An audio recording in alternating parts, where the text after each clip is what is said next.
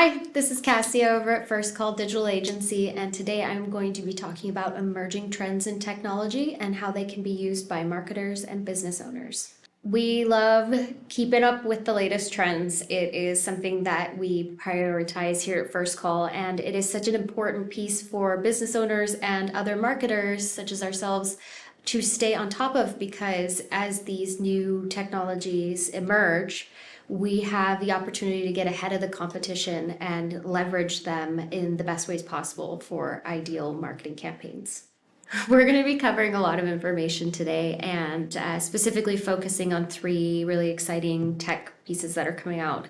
But go ahead and hit that like and subscribe button, because there's going to be a lot more valuable information coming your way.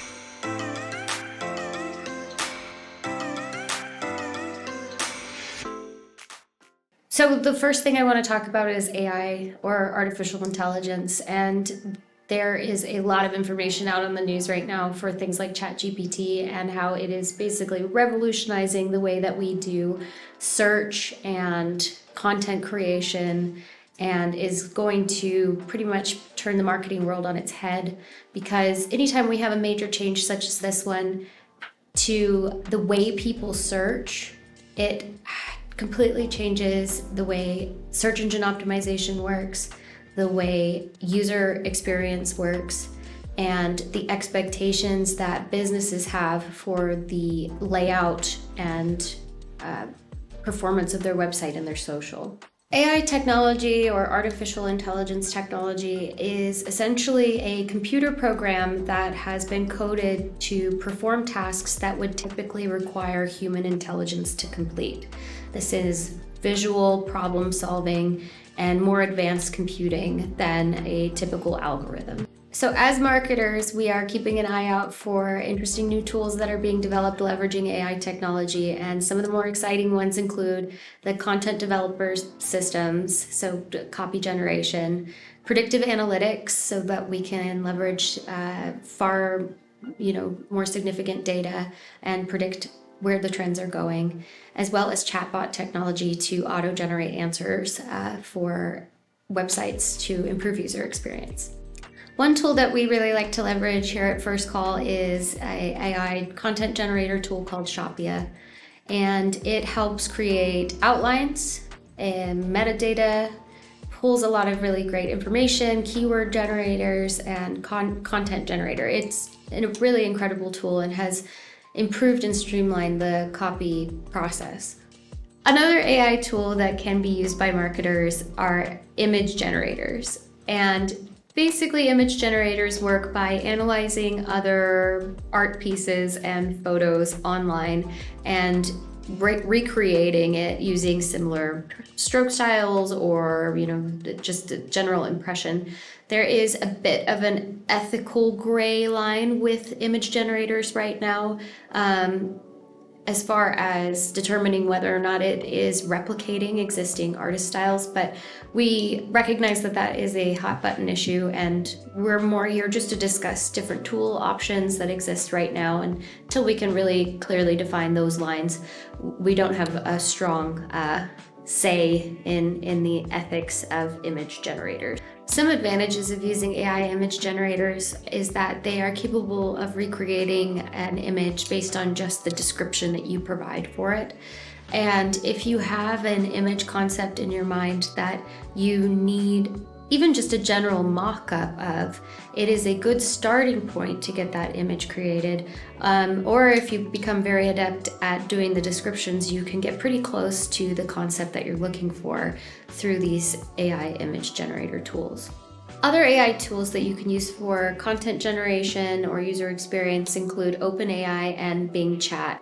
And we will go ahead and cover a little bit about the pros and cons and differences between them, because really the best option for you depends on what you're trying to leverage the tool for. Between ChatGPT and Bing Chat, there are some advantages and disadvantages. Like I said, we'll get started with ChatGPT and cover a little bit about what it does and what its drawbacks are. So with ChatGPT, it pulls information from a lot of different sources, and ChatGPT is not capable of doing its own fact checking because it's a robot. So you can wind up with information generated from the answers that is inaccurate. And that can mean that while it will provide you with a good outline and pretty thorough information, you should always fact check the information that you garner from ChatGPT. Aside from that, ChatGPT also has no query limit. So if you would like to continue to ask it a bazillion questions endlessly, it will not stop you and will continue to answer as long as you have prompts. One of the distinct disadvantages of ChatGPT as compared to other AI tools is that it only pulls data from 2021 and below. So it is not the best resource for more current events. So ChatGPT's rival, Bing Chat, has some distinct advantages, including that it pulls all of its data from the entire internet. So you have a tremendous amount of information, and it is not restricted to 2021 or below. And in addition to that, Bing Chat can determine if its information is accurate. So it can fact check itself and verify that that information is correct. One of the drawbacks of Bing Chat is its capability limits you to a specific number of chats and conversations per day. And while initially when the tool was launched, it had an unlimited query length, just like with ChatGPT, they found that the longer that people continued the conversation, the more confused the chatbot would get and would start giving strange or even rude answers. So they put a cap on how many questions you can ask per day. So with the emerging technologies we touched on today, we just did a quick overview of the image generators that are out there and kind of how they function and what you can leverage them for, as well as content generators. We personally like to use Shopia, but mostly we wanted to give a high-level view of the pros and cons of the two major AI technologies that are available right now for marketers to use, and that is ChatGPT as well as Microsoft's competitor to ChatGPT, Bing Chat. And these tools are going to continue to evolve and improve, so it is in any marketer or business owner's best interest to pay attention and start incorporating it into your marketing strategies as soon as you can. Another really interesting concept we want to talk a little bit about is purpose-driven marketing, which a lot of larger companies have been utilizing this type of marketing for a long time. And essentially it is about making your product or service tie into an overall mission or purpose. And we'll go over a couple of examples and ways you might be able to implement purpose-driven marketing into your campaigns. So, as I mentioned, a lot of big companies have leveraged purpose-driven marketing to take the big brand name or big product that becomes really common and then create an emotional connection that people can actually relate to. So, as an example, a lot of people might remember the Share a Coke campaign that Coca-Cola ran for a long time, where you could find a Coke bottle with your friend's name on it and give that Coca-Cola to your friend.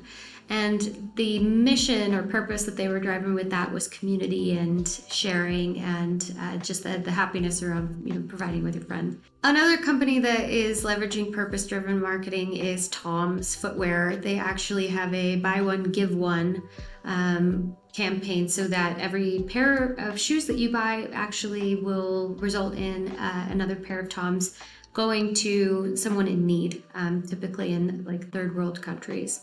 A lot of the examples that you see with purpose-driven marketing tend to lean into product-based purpose, and that's what the examples we're providing right now. But service-based marketing can also leverage purpose-driven campaigns. In particular, like if you have your company focuses on equality, you can definitely run campaigns demonstrating that you have a good balance of male to female employees. This is really a great campaign to run in STEM related industries because historically have not been really dominated by women. So you have an opportunity there to demonstrate that you are forward thinking in providing equality with your employment. Other examples of purpose-driven marketing is if your company can demonstrate that you're being environmentally conscious This is something that a lot of people are concerned about, and so when they have an option between two companies, same product, same service, they're going to want to choose the company that is supporting the same causes that they care about. So if you are a plumber, for example, and you are making sure that you are disposing of any waste in a environmentally conscious way, making sure that resources are recycled, and you highlight that throughout your marketing materials, someone that is related and emotionally tied to that is definitely more likely going to want to choose to work with your company instead of your competitor. The final topic we want to cover is Web 3.0, and this is a earth-shattering change that could happen to the way people use the internet. Essentially, the World Wide Web Consortium has been brainstorming and working to try to define standards for linking data. And a big focus on what they're pushing for is to change the way that our data is processed and stored and utilized. Right now, the way that the internet operates is we have a big reliance on big organizations such as Google, Facebook, other social profiles. They help define which businesses perform well so long as you play by their rules. So a big part of that is the algorithms that they've defined and the SEO tactics that you use to rank well within their system. So the way that the internet works right now is that your data is just available to collect and be leveraged and sold and monitored by marketers to narrow who you will see as far as advertisements go. But with Web 3.0, the way that they want to adjust it is significantly less control from those companies' standpoint on what data they're able to see. And basically, gathering data is going to require a lot more permission. So you will be, as a user, in control of who sees what about you. And this is immense in that without that data being distributed to these big players in the game, a lot of the search and search engine results are going to be based more on people's actual decisions and not the decisions of these big companies. This is where the mission, purpose-driven marketing comes into play, as well as the AI piece we talked about earlier. With purpose-driven marketing, the adjustment to the way that search results work with Web 3.0 is that it's going to be based far more on community involvement and user experience. And so as a company, if you take the user into account, really focus on who it is that you're trying to market to and what it is that they value and what the best experience is going to be like for them, then you will be able to get ahead of the game when this change applies to the internet. And we see this adjustment from the Web 2.0 to Web 3.0. An example of Web 3.0 already being utilized is with Braintrust. And they are a decentralized platform that is being used to connect people with different skills and resources. And we have a link to that down below so you can go and check out an example of what a 3.0 level website platform will look like. So Web 3.0, or the semantic web, focuses on three main aspects, and that is decentralization, so we're removing the big players out of the equation, cryptocurrency, and AI technology. So the advantages of Web 3.0 are essentially with the decentralization, data that it would otherwise be sold and implemented and manipulated is now going back into the hands of the user so that you can make informed decisions based on what is actually important to you rather than being influenced by bigger companies. This leads to better user experience. There is so much about this topic that we have not covered. And if you are interested in learning more and want us to create a dedicated video that goes into more depth about all of the different aspects of AI technology as well as Web 3.0, go ahead and leave a comment and we can definitely knock something out for you. We covered a lot of things today, and it's all really exciting stuff. There's so much more that can be explored. We touched on purpose-driven marketing, Web 3.0, and AI technology. I would encourage you to go and explore some of the tools that we mentioned and see how you can incorporate them into your own marketing plans.